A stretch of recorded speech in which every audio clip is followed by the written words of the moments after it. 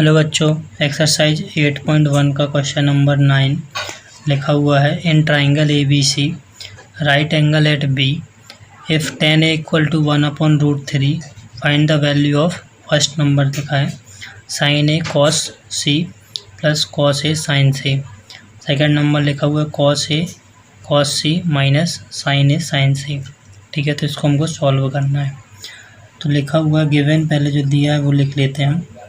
tan a की value हमको मालूम है, tan a बराबर दिया है 1/√3।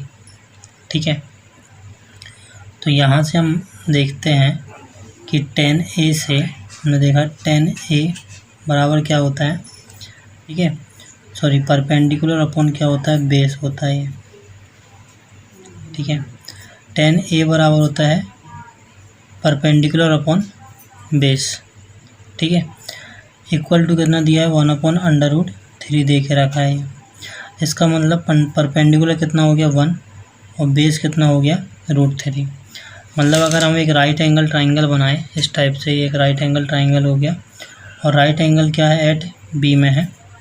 ठीक है, इस एंगल के रिस्पेक्ट में ये जो सामने वाली जो साइड होगी इसको हम बोलेंगे परपेंडिकुलर। जो लॉन्गेस्ट साइड है वो हाइपोटेन्यूस हो जाएगी और ये क्या हो जाएगा, बेस हो जाएगा। ठीक है, और tan a बराबर क्या होता है, परपेंडिकुलर अपॉन बेस होता है ना। तो ये कितना हो गया, परपेंडिकुलर हमको कितना दे के रखा है, ये हो गया 1 के बराबर। ठीक है, और बेस कितना हो गया √3। ठीक है, और हाइपोटेन्यूस क्या है हमको फाइंड करना है। ठीक है, तो हम क्या करेंगे यहाँ से इन ट्राइंगल, इसको हम साइड में कर देते हैं। हम यहाँ से लिखेंगे इन ट्राइंगल ए बी सी। ठीक है, इन ट्राइंगल ए बी सी है ना, by Pythagoras theorem. Pythagoras theorem लगाते हैं,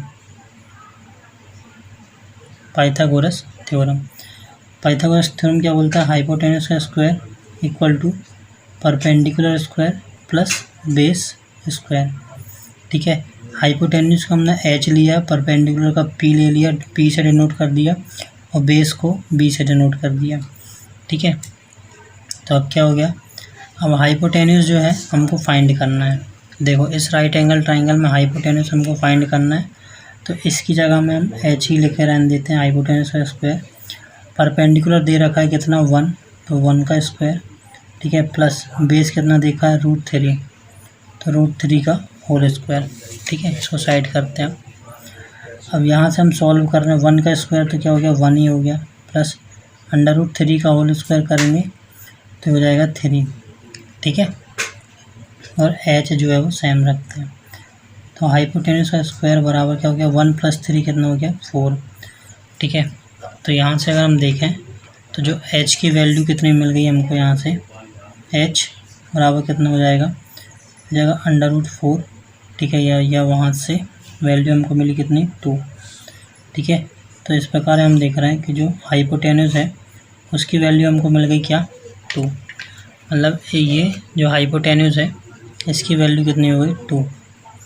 ठीक है, अब यहाँ पास हम जो है फर्स्ट नंबर फाइंड करेंगे। फर्स्ट क्या फाइंड करना है हमको, फर्स्ट फाइंड करना है साइन ए, जो है sine A into cos C plus cos A into sine सी।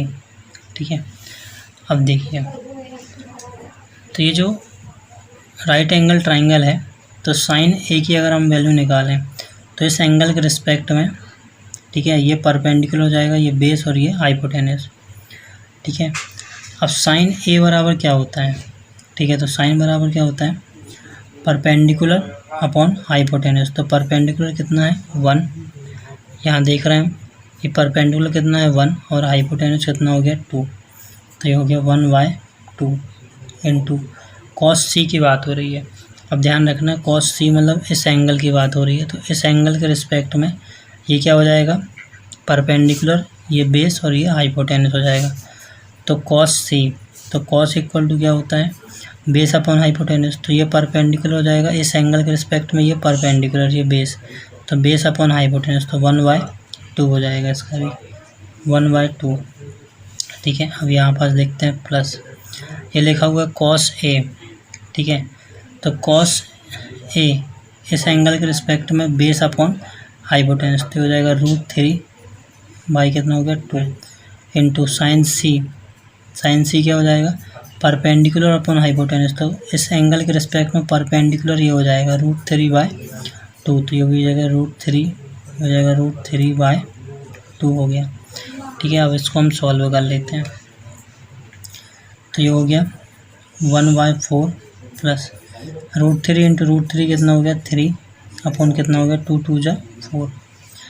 अब इसको अगर हम आगे सॉल्व करें तो हमें देख रहे हैं 4 आ गया एलसीएम, ठीक है।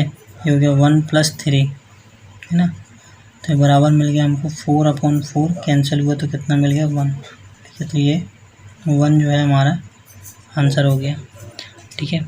अब इसी का अगर हम सेकंड नंबर अगर हम सॉल्व करें, ठीक है, यहाँ पर हम सेकंड नंबर सॉल्व कर लेते हैं। सेकंड नंबर हमको निकालना है क्या, कॉस ए, ठीक है, into cos C minus sign A into sine सी, इसकी वैल्यू हमको निकालनी है। तो फिर हम यही देख रहे हैं, अब हम देख रहे हैं कॉस ए, तो कॉस ए इस एंगल के रिस्पेक्ट में हम देख रहे हैं, तो इस एंगल के जस्ट सामने की जो साइड होगी वो परपेंडिकुलर हो जाएगी, ये बेस हो जाएगा और ये हाइपोटेनस हो जाएगा। और कॉस बराबर क्या होता है, बेस अपॉन हाइपोटेनस, तो बेस कितना है √3 हो जाएगा √3/2 इंटू कॉस सी।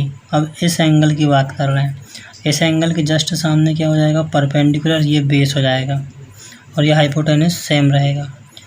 तो कॉस का मतलब होता है बेस अपॉन हाइपोटेनस, तो ये बेस हो गया इस एंगल के रिस्पेक्ट में, ये बेस ये हाइपोटेनस, तो कितना हो गया 1/2 माइनस साइन ए की अगर हम बात करें तो इस एंगल के रिस्पेक्ट में अपोजिट साइड ये है, तो ये क्या हो जाएगी परपेंडिकुलर, ये बेस और ये हाइपोटेनस। तो साइन का क्या होता है परपेंडिकुलर अपॉन हाइपोटेनस, तो परपेंडिकुलर कितना है 1 अपॉन हाइपोटेनस कितना है 2, ठीक है। साइन सी की अगर हम बात करें तो जस्ट सामने की भुजा क्या हो जाएगी परपेंडिकुलर, तो परपेंडिकुलर अपॉन हाइपोटेनस होता है, तो ये हो जाएगा √3 बाई कितना हो गया 2, ठीक है। अब इसको सॉल्व कर लो, तो हो जाएगा √3 का मल्टीप्लाई 1 में, तो हो जाएगा √3 और 2 2 जा कितना हो जाएगा 4 माइनस ये ऊपर हो जाएगा √3 और 2 2 जा कितना हो जाएगा 4, 2 2 जा 4।